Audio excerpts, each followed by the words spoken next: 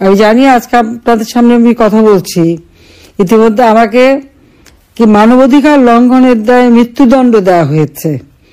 আমি ঠিক জানি না আমি মানবাধিকার কিভাবে লঙ্ঘন করলাম, সেটা আমারই প্রশ্ন। এবং যেভাবে একটা মামলা সাজানো হলো এবং আওয়ামী লীগের বোধহয় ইউনিয়ন থেকে শুরু করে প্রবাসী এবং বাংলাদেশের সকল স্তরের নেতাকর্মী প্রত্যেকের বিরুদ্ধে মানে হাজার হাজার মামলা না লক্ষ লক্ষ মামলা। যে আওয়ামী লীগ বাংলাদেশের স্বাধীনতা এনে দিয়েছে সেই আওয়ামী লীগকে নিষিদ্ধ ঘোষণা করা, আওয়ামী লীগের নিবন্ধন বাতিল করা, আর তারপরে আমি সহ আমাদের অনেক নেতাকর্মী প্রায় 1.5 লক্ষের মতো নেতাকর্মী তো কারাগারে, এবং প্রতিদিন আমাদের নেতাকর্মীদের গ্রেপ্তার অথবা খুন করা হচ্ছে, আহত করা হচ্ছে, বাড়িঘর লুটপাট, দোকানপাট, ব্যবসা বাণিজ্য সবকিছু শেষ করে অর্থনৈতিকভাবে যেমন একেবারে পঙ্গু করে দিচ্ছে, সেই সাথে সাথে মানে শারীরিকভাবে নির্যাতন, মহিলারাও রেহাই পাচ্ছে না, শিশুরা রেহাই পাচ্ছে না। 13 বছরের শিশুকে ধরে নিয়েও মামলা দেয়। কাজে আমার বিরুদ্ধে মামলা দিয়েছে, এটা তো খুব মানে স্বাভাবিক আমি মনে করি, কারণ বারবার আমাকে হত্যা করার চেষ্টা করা হয়েছে। যেভাবে হোক আল্লাহ রাব্বুল আলামিন আমাকে বাঁচিয়ে দিয়েছেন এবং বোধহয় আমাদের বাংলাদেশের মানুষের দোয়ায় আমি বেঁচে গেছি এবং বেঁচে যে জনগণের জন্যই কাজ করছি। এবারেও ঠিক সেইভাবেই বেঁচে গেলাম। যে আমি কাকে হত্যা করলাম আমার সেটাই প্রশ্ন, এবং কিভাবে সেটা প্রমাণ করলো। এই গত 3 দিন আগে আপনারা দেখবেন যে ইউনূস সরকারের নিয়োগ দেওয়া মহানগর কমিশনার ঢাকা এবং চট্টগ্রাম, তারা কি বলেছে যে কেউ যদি অগ্নি সন্ত্রাস করতে কোথাও আগুন লাগায়, কোথাও যদি মারতে যায়, কোথাও যদি ভাঙচুর করে, তো তাদেরকে তারা সরাসরি গুলি করার হুকুম দিয়েছে। এটা আইনে আছে। তার আইনে যদি এগুলি থাকে তাহলে আমার বিরুদ্ধে কি অভিযোগটা কি? গোপালগঞ্জে সেখানে ওই মাটিতে দাঁড়িয়ে আমাদের মহান নেতা জাতির পিতা বঙ্গবন্ধু শেখ মুজিবুর রহমান সম্পর্কে বাজে কথা যখন এই চাংড়া ছোকরারা 2 দিন আগে ছাত্রলীগ করতো, বঙ্গবন্ধু প্রশংসায় তাদের মুখ দিয়ে ফেনা উঠতো, এখন টাকা খেয়ে তারা এখন ইউনূসের দলে ঢুকে জামাত শিবিরের সাথে মিশে এবং এনসিপি পার্টি বানিয়ে ওখানে যে বঙ্গবন্ধুর বিরুদ্ধে আজে বাজে কথা বললে সে এলাকার মানুষ মানবে কেন?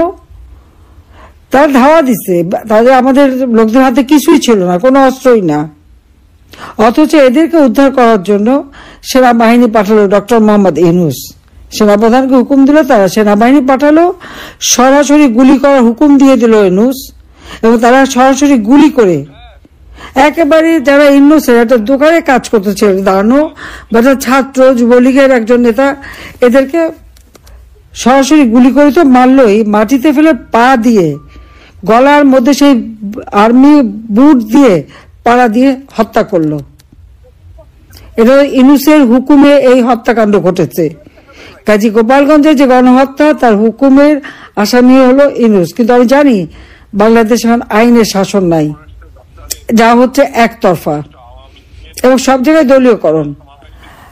আজকে যে মামলা আমার বিরুদ্ধে, আমার প্রশ্ন যে সেখানে একটা ক্ষমতা দখল করেছে ইউনূস জঙ্গিদের সহায়তায়, খুনিদের সহায়তায়, যে কারণে ক্ষমতা এসে সমস্ত জঙ্গি সন্ত্রাসী ছেড়ে দিয়েছে। যেখানে জঙ্গিদেরকে আমরা নিয়ন্ত্রণ করে মানুষের জীবনের নিরাপত্তা দিয়েছি, সেটা এখন সব জঙ্গিদের রাজত্ব, এবং তার কোনো ক্ষমতার কোনো সাংবিধানিক ভিত্তি নাই, জনগণের ম্যান্ডেট নাই। সে ক্ষমতাই দখল করেছে সন্ত্রাসের মাধ্যমে, আর সন্ত্রাসের মাধ্যমে ক্ষমতা দখল করে একটা অবৈধ ক্ষমতা দখলকারী জনগণের নির্বাচিত যে রাজনৈতিক দল তাদেরকে ব্যান করে, তাদেরকে নিবন্ধন বাতিল করে। এবং আজকে যে কোর্ট বসিয়েছে কি ইন্টারন্যাশনাল ক্রিমিনাল কোর্ট, এখানে ইন্টারন্যাশনালটা কি আছে? আর এই কোর্টে বিচার আমাদের বিরুদ্ধে যে অভিযোগ সেটা তো সিআরপিসিতে দেওয়াই আছে, কিন্তু এখানে বিচারের নামে যে প্রহসন, জজ নিয়োগ দিয়েছে, তার বয়স হলো 72 না 73 বছর। আমাদের দেশের জজ হাইকোর্টে থাকতে পারে 67 বছর বয়স পর্যন্ত, সেখানে কোনো নিয়মের বালাই নাই। যুদ্ধাপরাধীদের বিচারের জন্য 1973 সালে এই আইন করা হয়েছিল। যারা নারীদের নিয়ে পাকিস্তানি হানাদার বাহিনী ক্যাম্পে দিয়েছিল নারী ধর্ষণ, হত্যা, লুটপাট, অগ্নিসংযোগ এইসব কাজে এবং বুদ্ধিজীবীদের হত্যা, যারা এই কাজে নিয়োজিত তাদের বিচারের জন্য এই আইন করা। যুদ্ধাপরাধীদের বিচার যুগ যুগ ধরে সব দেশেই হচ্ছে। দ্বিতীয় বিশ্বযুদ্ধে যে যুদ্ধাপরাধী তাদের বিচার এখন পর্যন্ত চলছে। তো বাংলাদেশেও যারা গণহত্যা করেছিল এবং পাকিস্তানি হানাদার বাহিনী জাতির পিতা 25শে দিবাগত রাতে 26শে মার্চের প্রথম প্রহরে স্বাধীনতা ঘোষণা দেন। স্বাধীন বাংলাদেশে পাকিস্তানি হানাদার বাহিনী যখন এই গণহত্যা শুরু করে, কাজে সেখানে এটা আন্তর্জাতিক ট্রাইব্যুনাল করা হয়েছিল। কিন্তু সেই আইনকে এখন পার্লামেন্ট নাই, এক্সিকিউটিভ অর্ডারে একের পর এক শুধু সংশোধন করা হয়। এই মামলা বিচার চলাকালীন সময়েও বারবার সংশোধন করে, কোনো নিয়ম কানুন আইন মানার কথা না। আমার বিরুদ্ধে অপবাদ, আমি নাকি 1400 মানুষকে হত্যা করেছি, জাতিসংঘের মানবাধিকার রিপোর্ট। আমি চ্যালেঞ্জ দিচ্ছি এই 1400 মানুষের তালিকা তারা দিক। জাতিসংঘ মানবাধিকার কমিশনকে এই তালিকা দিতে হবে। ইউনুসের সেই মেটিকুলাস ডিজাইনের মাধ্যমে যে সমস্ত কন্টেন্ট তৈরি করে দিয়ে সেটা দিয়ে হলো জাতিসংঘের এই রিপোর্ট। সেখানে আবার সরকারিভাবে ইউনুস প্রজ্ঞাপন জারি করছে 832 জনের, কিন্তু শহীদ হিসেবে সাহায্য দিয়েছে 600 জনের মতো। 52 জন হয় অসুস্থ অথবা অ্যাক্সিডেন্ট বা নানা কারণে যারা মারা গেছে, সেটা তাদের পরিবারই বলছে যে না, এরা শহীদ না। আবার জীবন্ত হয়ে ফিরে এসেছে, আমি যাদের হত্যা করেছি তারা আবার জীবন্ত হয়ে ফিরে এসেছে, সেটাও প্রায় 18-19 জন জীবন্ত হয়ে ফিরে এসেছে। তাহলে কিভাবে প্রমাণ করলো যে আমি হত্যা করার কথা বলছি? যে শব্দ আমরা কখনো সচরাচর ব্যবহারই করি না, সেটা লাগিয়ে দিয়ে বলেছে আমি নাকি নির্দেশ দিয়েছি। তাহলে এই যে ইউনূস ক্ষমতা দখলের পর একের পর আওয়ামী লীগের নেতাকর্মীদের যে হত্যা করা হয়েছে, আগুন দিয়ে পুড়িয়ে হত্যা করেছে, তাদের তো নাম ঠিকানাও পাওয়া যায়নি। 32 নম্বর আগুন দিয়ে পোড়ালো,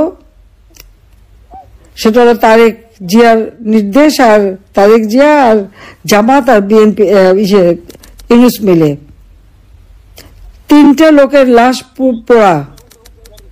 আওয়ামী লীগের যত নেতাদের বাড়ি, অফিসে যেখানে আগুন দিয়েছে সেখানে পোড়া লাশ, নদীতে লাশ ভেসে যাচ্ছে, কেউ পুকুরের ভিতরে লাশ, রাস্তাঘাটে লাশ। বাংলাদেশ জন্য একটা লাশের জায়গা। এসব হত্যাকাণ্ড ইউনূস হুকুম দিয়ে করিয়েছে। আর তাদের দোসর জামাত, শিবির, বিএনপি, এনসিপি, যত জঙ্গি সংগঠন। তা আমার কথা হচ্ছে যে 1400 লোকের হত্যাটা আমি কিভাবে করলাম, এটা তারা প্রমাণ করবে কিভাবে? 15 জুলাই পর্যন্ত ছাত্র আন্দোলন করেছে, সেই 1 জুলাই থেকে। তাদের গায়ে তো 15 জুলাই পর্যন্ত একটা টোকাও পড়েনি, তাদের আমি আরো নিরাপত্তা দিয়েছি। 16 জুলাই থেকে তারা হত্যাকাণ্ড শুরু করলো। আবু সাইদকে আমি হত্যা করিনি, এটা ইউনূসের মেটিকুলাস ডিজাইনের অংশ হিসেবে হত্যা। নইলে তার বাবা সাক্ষী দেওয়ার সময় বললো আমার ছেলে মাথার পিছনে গুলি, আর সারা বিশ্বকে টেলিভিশন দেখানো হলো সে বুক পেতে গুলি নিল। হ্যাঁ, তাকে রাবার বুলেট মারা হয়েছিল, কারণ সে রংপুর ভিসির বাড়িতে আগুন দিয়েছিল। ভিসিকে বাঁচাতে যে পুলিশ সেখানে যায়, পুলিশকে তারা মারে, পুলিশ রাবার বুলেট মারে। তার পোস্টমর্টমে আছে তার শরীরে আঘাতের চিহ্ন, নারী বুড়ি ছেঁড়া পড়া, লাংসে পানি, গুলি খাওয়া লাশের কিন্তু এটা হয় না। কিন্তু জাতিসংঘ কি এটা রিপোর্ট যারা করেছে তারা কি এটা যাচাই করে দেখেছে? তারা লাশ তুলে কেন পোস্টমর্টম বা ফরেন্সিক করে নাই? আমার উপর অভিযোগ দেওয়ার আগে আমি বলবো এগুলি প্রত্যেকটা লাশ তুলে ফরেন্সিক করতে হবে, পোস্টমর্টম করতে হবে। কিভাবে তারা মারা গেছে, 7.62 বুলেট কোথা থেকে আসলো? আমি জুডিশিয়াল এনকোয়ারি কমিশন করে দিয়েছিলাম, কেন সে কমিশনকে ইউনূস কাজ করতে দেয় নাই? কমিশনকে কেন বন্ধ করে দিল? তার কারণ 15 জুলাই থেকে যত রকম ঘটনা ঘটেছে, অগ্নিসন্ত্রাস, মেট্রো রেলে আগুন, সব এটা তো তার দলের লোকরা, এনসিপি, এরা তো নিজেরাই স্বীকার করেছে। তারা খুব গর্ব করে বলেছে এবং তাদেরকে সে ইন্ডেমনিটি দিয়েছে। ইন্ডেমনিটি কাদের দেয়? যারা দোষী, দায়ী তাদের।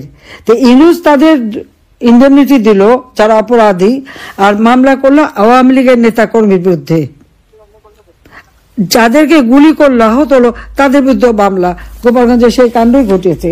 কাজে আমার কথা যে 16 জুলাই থেকে যে হত্যাকাণ্ড, সেখানে তো আওয়ামী লীগের নেতাকর্মীকে হত্যা করেছে, ছাত্রলীগকে হত্যা করেছে। তো এই যে হত্যাকাণ্ড, আমি কি করেছি? যারা আহত প্রত্যেকে হাসপাতালে চিকিৎসা করিয়েছি বিনা পয়সায়, প্রত্যেকটা আহত। এমনকি নগদ আর্থিক সহায়তা দিয়েছি। 5 তারিখ পর্যন্ত আমি 34টা লাশ যখন এসেছে, আমি প্রত্যেকটা পরিবার, আবু সাঈদের পরিবার থেকে শুরু করে, মুগ্ধ পরিবার থেকে শুরু করে, গণভবনে ডেকে তাদের সান্ত্বনা দিয়েছি, আর্থিক সহায়তা করেছি এবং কথা দিয়েছিলাম জুডিশিয়াল এনকোয়ারি কমিশন গঠন করব। 18 জুলাই আমি এনকোয়ারি কমিশন গঠন করেছি হাইকোর্টের জজকে দিয়ে। তারা তদন্ত শুরু করলো। 8 তারিখে ইউনূস ক্ষমতা নিয়ে এসেই তাদেরকে সম্পূর্ণ জুডিশিয়াল এনকোয়ারি কমিশন বাতিল করে দিল। কাজে এই যে অবৈধ সরকার, তাদের অবৈধ সিদ্ধান্ত, এ সবই বাতিলযোগ্য, এটা কোনো কার্যকারিতা নাই।